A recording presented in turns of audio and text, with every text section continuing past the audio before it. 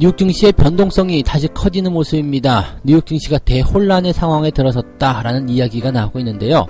국채는 치솟고 있고 증시와 원유는 패닉이다라는 이야기가 나오고 있습니다. 호재와 악재가 같이 산재되어 있는 모습이기도 한데요. 장중에 900포인트 이상 하락했었던 뉴욕 증시는 다시 한번 장 막판에 또 상승 반전을 노리기도 했었습니다. 상승적으로 전환되지 못했지만 그래도 낙폭을 크게 줄였다라는 것에 의미가 있겠는데 어떠한 내용들인지 알아보도록 하겠습니다. 트럼프는 긴급 예산을 10조 원 정도 규모로 진행할 것이다. 이 예산안에 서명을 했다라고 합니다. 최근에 미국 상황이 악화됨에 따라서 여기에 대한 여러가지 정책적인 이슈들이 나오기 시작한 부분이다. 이렇게 평가가 되고 있는데요. 이것과는 또 별개로 연준은 금리를 추가로 더 인하를 해야 될 것이다 라고 트럼프는 이야기를 했는데, 자, 트럼프가 생각하고 있는 이러한 위기 상황 극복에 대한 대응 전략들 어떻게 봐야 되는지, 또 현재 상황을 어떻게 보고 있는지 알아보도록 하겠습니다. 국민연금은 한진칼의 의결권을 직접적으로 행사하기로 결정했다라고 합니다. 일단 2.9%에 달하는 이 지분을 어떻게 활용할 것이냐에 따라서 조원태 회장이냐 아니면 조현아 전 부사장이냐 승패가 결정이 될 것 같은데요. 현재 양측 진영의 움직임, 그리고 국민연금의 의도, 그 다음에 향후에 어떤 식으로 움직일 것인지, 한진칼은 어떻게 대응할 것인지 알아보도록 하겠습니다.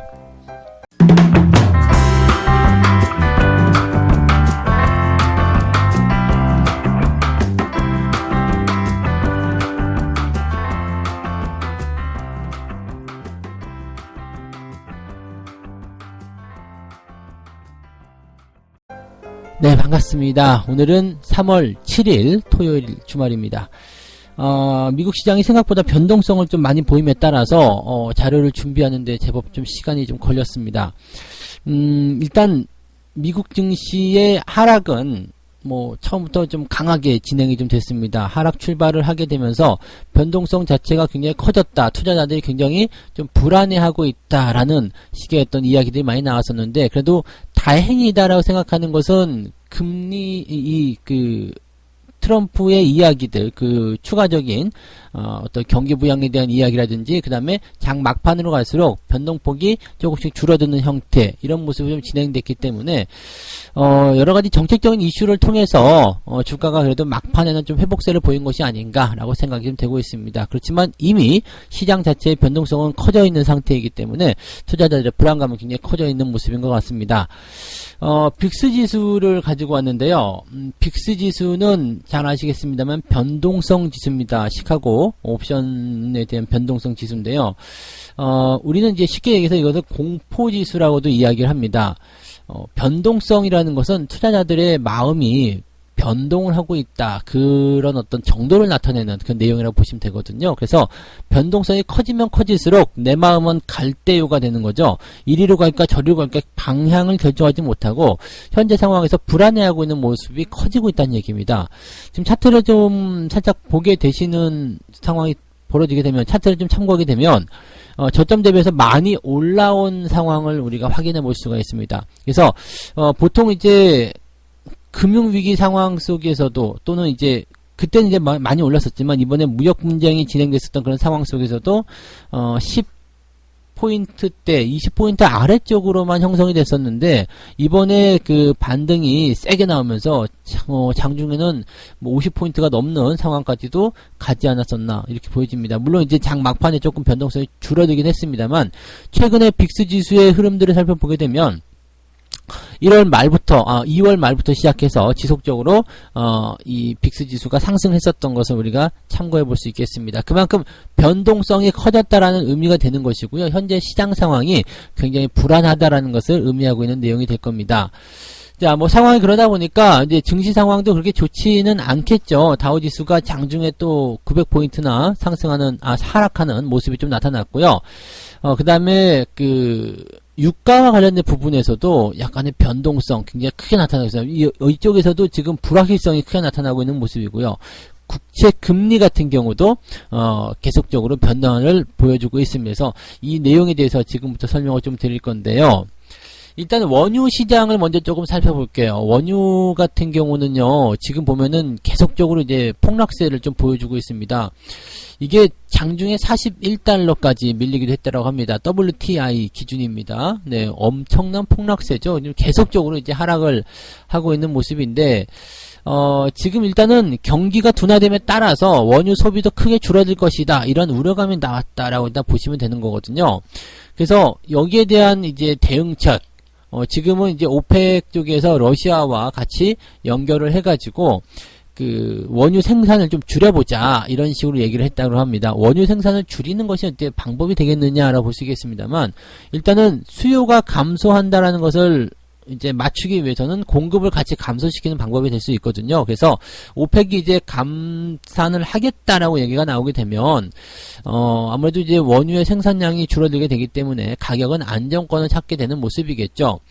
자, 근데 여기서 이제 러시아 같은 경우는 오펙의 추가 감산 합의에 동의할 수가 없다, 이렇게 얘기가 나와버립니다. 그러니까 추가 감산에 대한 부분이 사실은 이제 오펙만의 문제는 아니잖아요. 그래서 이 석유를 생산하는 다른 국가들에서도 이제 동의를 얻어줘야 되는 부분인데, 러시아는 그럴 수가 없다라고 얘기를 했습니다. 그러다 보니까 이제 추가 감산이 물 건너간 것 아니냐, 추가 감산이 안 된다라면 현재 상황에서 유가의 하락은 더 강하게 나타날 수밖에 없을 것이다, 이렇게 얘기가 되고 있는 거죠. 그러니까 유가는 더 강하게 하락세로 진행이 되고 있는 그런 상황이 되었다, 이렇게 판단하시면 될 것 같습니다. 유가의 하락은 대표적인 위험자산으로 포함이 되어 있기 때문에 이것은 굉장히 심각한 문제라고 우리가 판단해 볼 수도 있는 내용이겠죠. 또 한 가지를 본다라면, 이제 채권과 같은 내용이라고 보실 수가 있겠죠. 채권 시장 같은 경우도 실질적으로 지금은 굉장히 큰 부담감을 좀 가지고 있습니다. 이 국채금리가 지금 이번 주 0.42%포인트 하락했다. 금리가 떨어진다라는 것은 뭐냐면요, 이 채권을 사고자 하는 사람이 많다는 이야기입니다. 지난번에도 한번 설명을 드렸지만은, 채권이라는 것은 10,000원짜리를 9,000원에 파는, 즉 할인채에 대한 그런 개념으로 들어가거든요. 그러니까 내가 지금 9,000원에 이 채권을 사게 되면 나중에 10%의 이자를 받게 된다. 10,000원짜리 원금을 돌려받게 된다. 이런 식입니다. 근데 이 채권이라는 부분들이 안전자산이다 보니까 이것을 사고자 하는 사람이 많아지게 되면 채권의 가격이 올라가게 되거든요. 채권의 가격이 올라가면 어떻게 돼요? 수요가 많아지면서 가격이 올라가게 되면 상대적으로 수익률, 즉 채권의 금리가 떨어지게 되는 겁니다. 즉 9,000원부터 해가지고 뭐 10,000원이면 10% 수익을 얻는다 치지만, 가격이 올라가가지고 9,500원이 되면 5%밖에 수익을 얻을 수밖에 없다, 이렇게 되는 개념이 되는 거죠. 그래서 그런 상황들을 본다면 최근에 금리가 계속 떨어지고 있다는 것은 채권 쪽으로 사람들이 많이 몰리고 있는 것이다, 이렇게 우리가 판단을 해볼 수가 있는 것 같죠. 자, 금 가격 같은 경우도 지금 보면은 이제 상승세를 계속 보이고 있습니다. 이 금 가격 같은 경우는요, 이게 11년 만에 최고의 상승률이다라고 얘기가 되어 있습니다. 주간 기준으로 6.8%나 올랐다라고 하니까 어마어마한 거죠. 그래서 이게 2009년 1월 이후로 최대 상승이다. 지금 온스당 1,672달러라고 되어 있네요. 1,672달러. 뭐 이제 감은 잘 안 오시겠습니다만은 하여튼 금값이 올라가고 있다라고 우리가 판단을 해보시면 되겠습니다.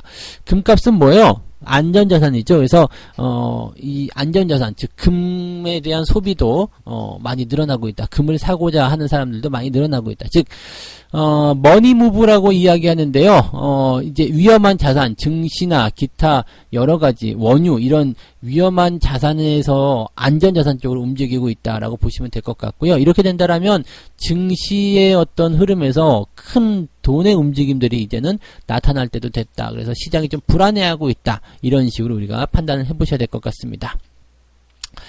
고용지표는 나쁘지 않았어요. 경제지표는 좋게 나왔습니다만 지금 시장 상황에서 그런 것들을 사람들이 생각해 볼 필요가 없어요. 지금 미국의 고용지표는 3.5%대로 다시 떨어졌는데 이런 것들 전혀 고려하지 않고 있거든요. 그래서 시장의 어떤 변동성이 굉장히 좀 부담스럽다라고 되어 있고요. 이것을 해결할 수 있는 방법은 일단 정책적인 지원을 통해서 이런 악재 상황을 잠재우는 것이 가장 중요하다라고 볼 수 있겠는데요. 거기에 대한 내용이 이제 두 번째 이야기라고 보시면 되겠습니다. 트럼프 대통령이 이제 기자회견을 통해서 10조 원, 무려 10조 원에 대한 예산안을 승인을 했습니다.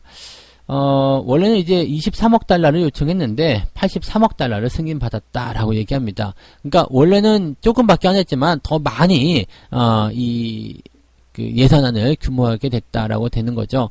그러니까 지금 어떻게 본다라면은 나쁘지 않네요. 네, 지금 정치인들 입장에서도 이 부분을 통과시켜줘야지만이 또 자기네들 쪽으로의 어떤 지지율이나 이런 것들이 늘어날 수 있을 것이다 라고 얘기를 할 수밖에 없을 것이기 때문에 모든 의원들이 지금 상원에서 거의 만장일치로 통과했죠. 찬성이 96표, 반대가 1표. 그래서 이거는 뭐 만장일치나 다름없습니다. 근데 우리가 좀 고무적이라고 볼 수 있었던 부분들은 트럼프 대통령은 25억 달러, 23억 달러였죠. 23억 달러를 이제 요청을 했는데 요것도 사실은 좀 이제 많을 것이다라고 얘기를 예상했었던 것 같아요. 그런데 이제 의회에서 이것이 통과가 되면서 무려 3배가 넘는 규모가 빵 하고 터지니까 요것은 그래도 긍정적이다라고 얘기할 수 있겠죠. 그래서 트럼프는 와인하시죠. 왜 여기에 서명을 하지 않겠느냐. 여기다가 서명하겠습니다라고 이야기를 했습니다.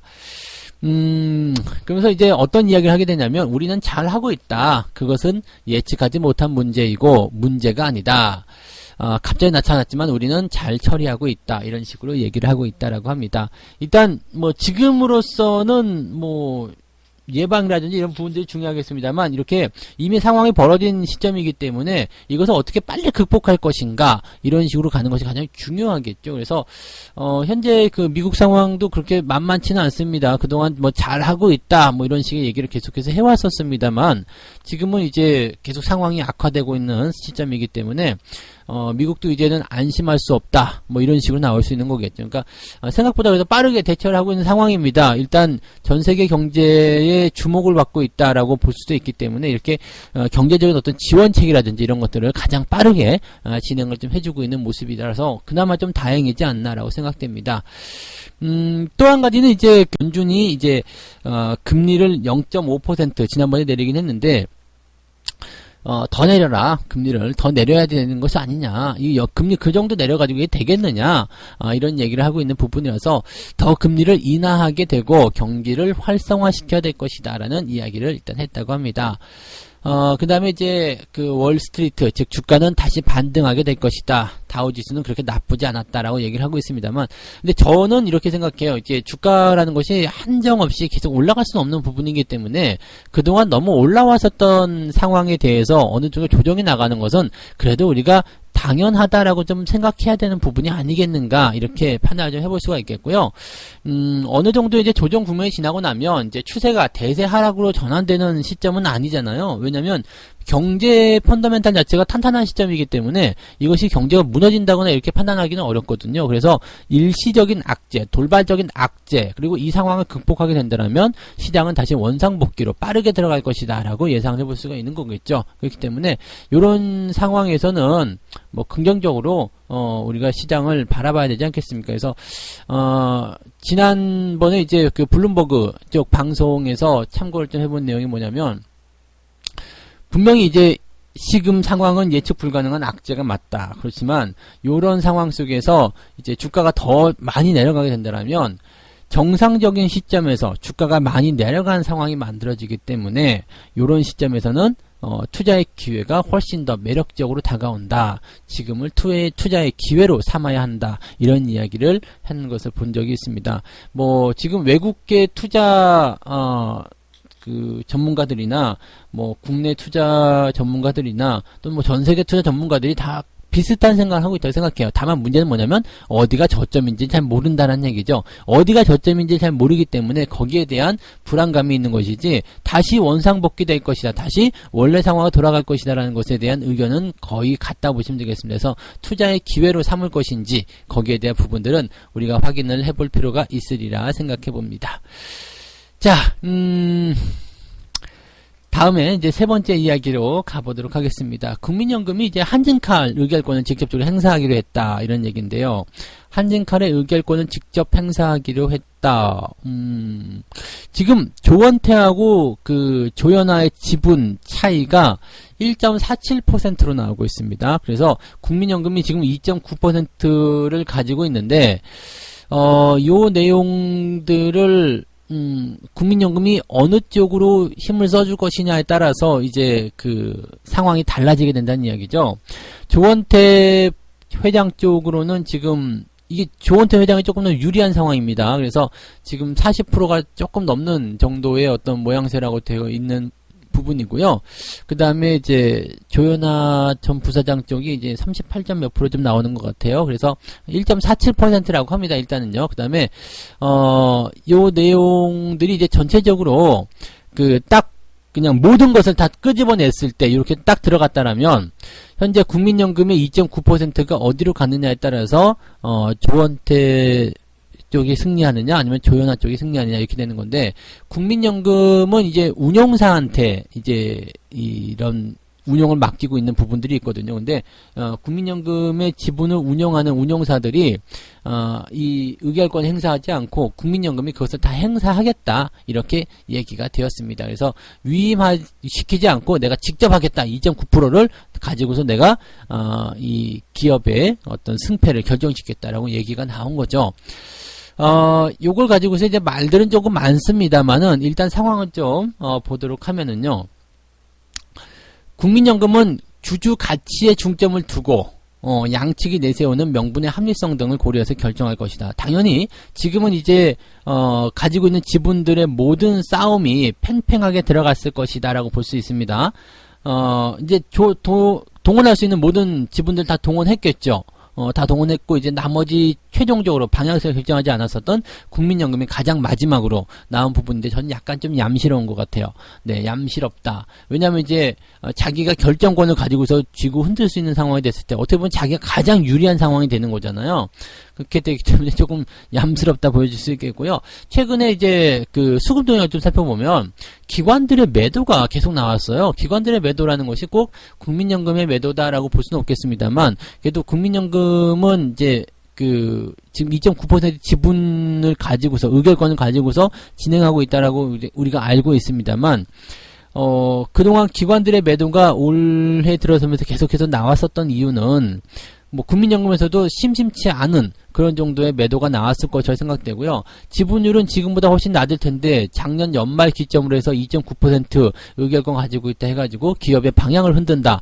야, 이것도 어떻게 보면은 진짜 네, 쉽게 얘기하면은 네, 양아치 짓거리 아니냐 이렇게 얘기하는 사람들도 있기는 합니다만은 뭐 그것은 이제 법이 정해놓은 부분이니까 뭐 정당한 내용이겠죠. 자, 어쨌건 국민연금이 지금 어떤 생각을 할 것인가 한번 살펴보게 되면은요. 보통은 이제 안정적인 것을 원한다라고 할 거란 말이에요. 안정적인 것. 안정적인 것을 원한다라면은 이제 조 회장 측으로 움직이게 될 가능성이 굉장히 높겠죠.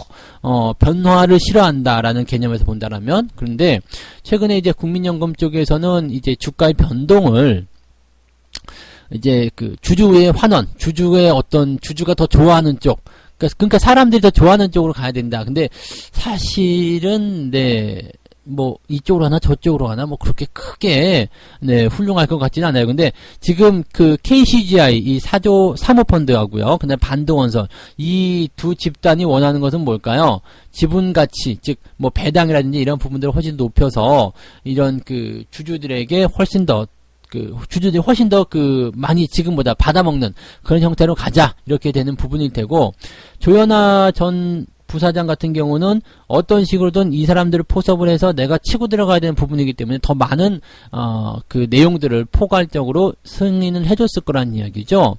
그러니까 실질적으로 보게 되면은 기존에 있었던 주주들 입장에서는 무언가를 뺏기는 입장이기 때문에 싫어 이렇게 됐을 테고요. 조현아 쪽에서는 공격을 해야 되는 입장이기 때문에 더 많은 것을 파격적으로 주면서 강하게 들어왔을 거란 이야기죠.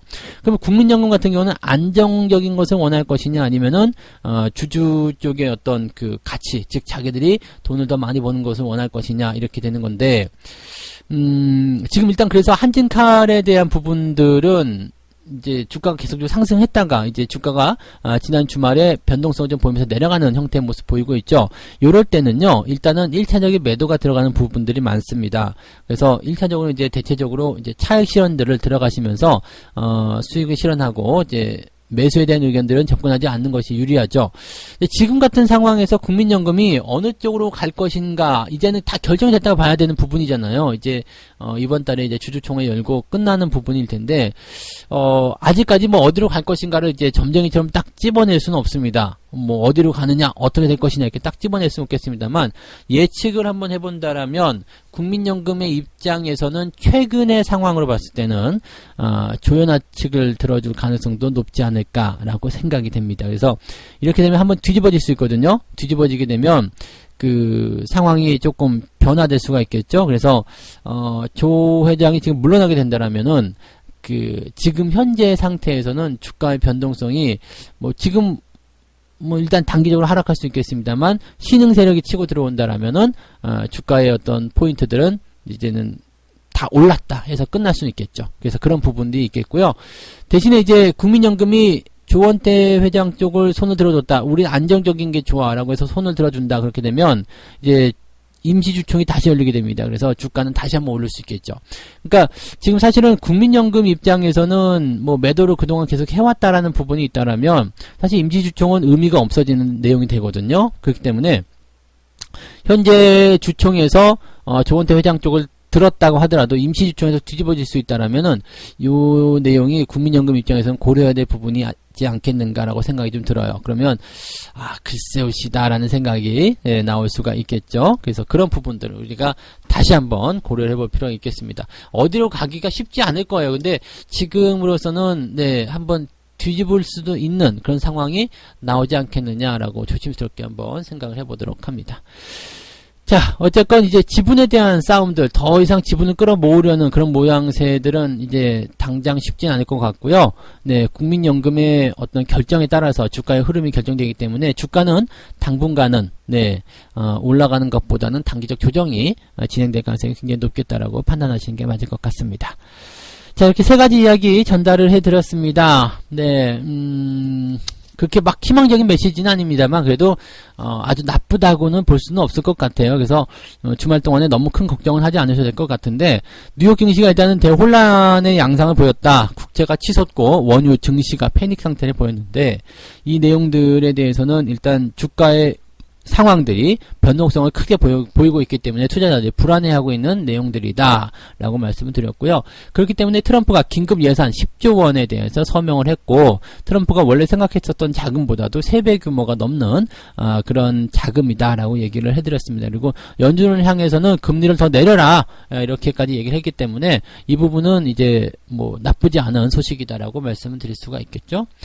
자, 그 다음에 국민연금의 이제 한진칼 의결권 직접 행사에 대한 이야기는 국민연금은 어디로 결정을 할 것인가 라고 이제 이야기를 봐야 되겠는데, 국민연금의 입장에서 본다라면 조현아 쪽을 들어주게 될 가능성이 굉장히 높지 않겠는가 이렇게 생각을 좀 해보는데요. 이것은 뭐 개인적인 생각이기 때문에 여러분들이 뭐 100% 확정을 지어서 생각하실 필요는 없겠고요. 양측 방향에 대해서 다 설명을 드렸어요. 그래서 조 회장 쪽을 손을 들어주게 된다라면 일단은 뭐 안정적인 부분을 체크하는 상황이 되겠지만 임시주총이 열릴 수 있기 때문에 주가의 흐름에서는 조금 더 상승할 수 있는 포지션이 나올 수 있겠고, 그 다음에 그 조현아 쪽을 들어주게 되면 이제 모든 것은 끝난다 이렇게 생각이 될 수 있기 때문에 주가는 더 이상 오르지 못할 수 있겠다 이렇게 나올 수 있겠습니다. 대신에 이제 주주들에게는 뭐 배당의 가치라든지 이런 것들을 돌려받는 쪽이 조금 더 많아질 수 있을 것이다, 뭐 이런 식의 이야기가 나올 수 있겠죠.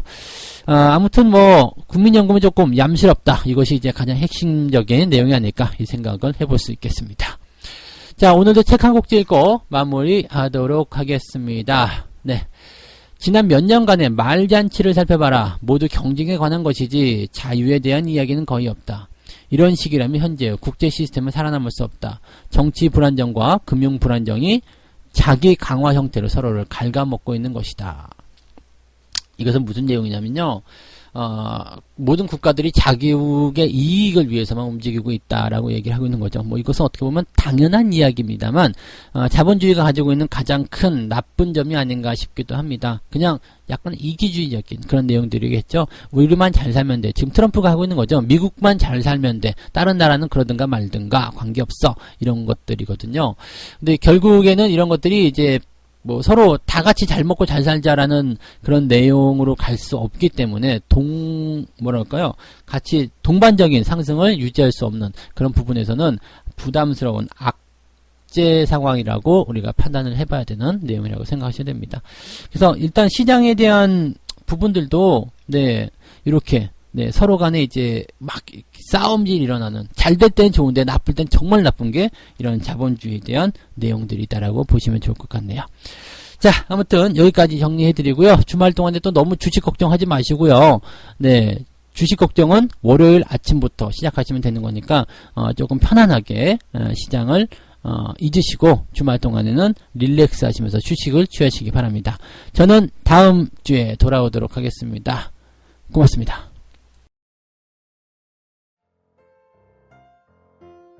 본 방송에서 제공되는 모든 정보는 투자 판단의 참고 자료이며 투자의 최종 책임은 본 방송을 이용하는 본인에게 있습니다.